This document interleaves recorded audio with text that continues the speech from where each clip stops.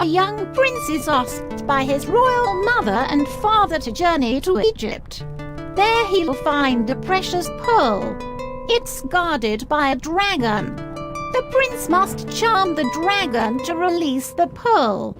In leaving the palace, the prince must leave behind his exquisite garments, a robe covered with jewels.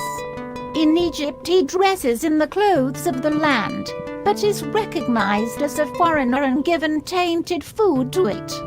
He falls into a deep and forgetful sleep. The prince's parents, hearing of his trials, send a letter reminding him of his royal birth and task.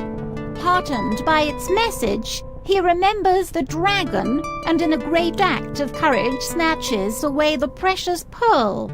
Triumphant, he leaves for home. His former life seems distant, for when he left he was a boy. But when his parents greet him in joy and return his jeweled robe, he remembers all he has forgotten. As I now behold the robe, it seemed to me suddenly to become a mirror image of myself entire I saw in it, and it entire I saw in myself, that we were two in separateness, and yet again one in the sameness of our forms. And the image of the King of Kings was depicted all over it. Once I had put it on, I rose into the realm of peace belonging to reverential awe. And I bowed my head and prostrated myself before the splendor of the Father who had sent it to me. For it was I who had done his commands, and likewise it was he who had kept the promise. And I mingled at the doors of his archaic royal building. He took delight in me, and received me with him in the palace.